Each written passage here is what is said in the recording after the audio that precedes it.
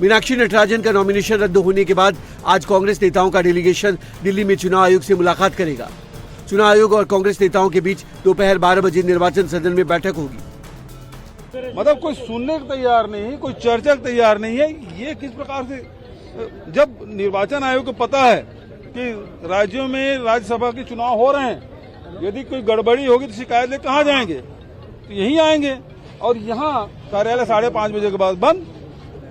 ये कैसी डेमोक्रेसी है? इससे पहले मीनाक्षी नटराजन का नामांकन रद्द होने के बाद मंगलवार को कांग्रेस का डेलीगेशन दिल्ली में चुनाव आयोग के दफ्तर पहुंचा था, लेकिन दफ्तर बंद होने की वजह से कांग्रेस नेताओं को अंदर जाने नहीं दिया गया, जिससे नाराज कांग्रेस नेता धरने पर बैठ गए। हमारी उम्मीदवार पर कोई एफआईआर नहीं है, कोई चार्जशीट नहीं है, कोई मुकदमा नहीं है, लेकिन जानबूझ के लोकतंत्र की हत्या करने की जो कोशिश की जा रही है। निर्वाचन आयोग इस देश के लोकतंत्र का संरक्षण करने के लिए है और हम सब यहाँ पर आए आवेदन देने के लिए। लिखित में हमने 2 घंटे पहले बताया था, ना तो अंदर जाने दे रहे हैं, ना निर्वाचन हमसे मिल रहा है। हम किसको कंप्लेन करेंगे? इस लोकतंत्र में हमारी वो सीट जो हम जीत रहे थे, उनके नामांकन को बिना कारण के रद्द किया गया है। पूरे देश में लोग देख रहे हैं कि लोकतंत्र को तार सरकार कर रही है और भाजपा की एकमात्र कोशिश है कि सत्ता और ताकत को हड़पना।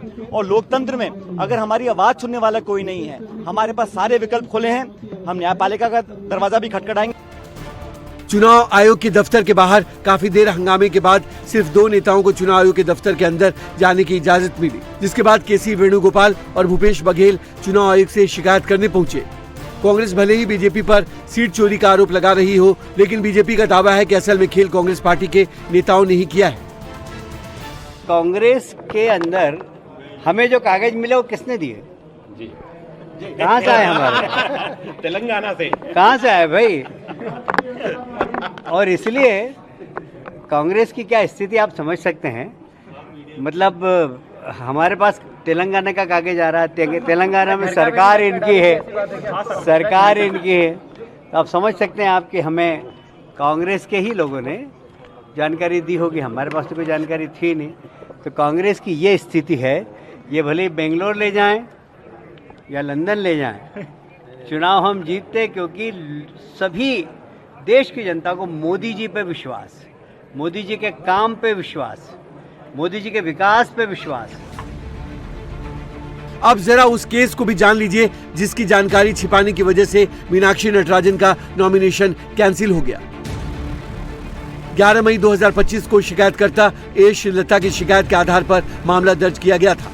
20 अगस्त 2025 को ए श्रीलता ने हैदराबाद की अदालत में आरोपी नंबर 4 मीनाक्षी नटराजन के खिलाफ बीएनएस की धारा 356, 61, 45, 46, 351, 2, 3, 5 और 79 के तहत आरोप लगाए गए।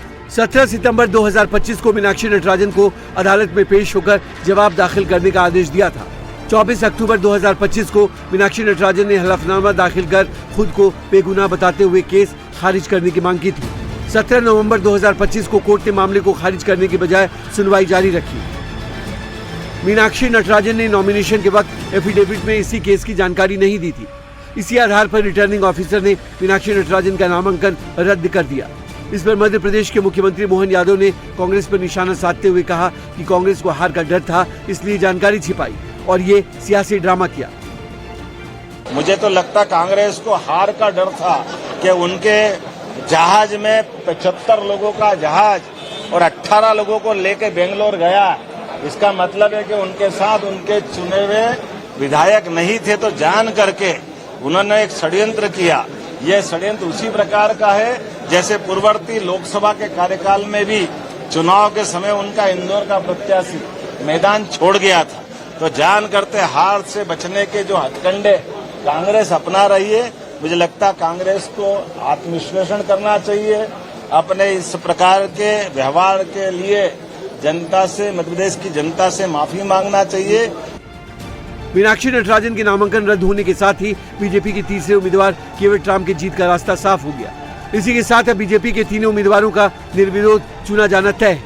रिटर्निंग अफसर के फैसले के बाद बीजेपी में जश्न का माहौल है, तो कांग्रेस चुनाव आयोग से शिकायत करने वाली है।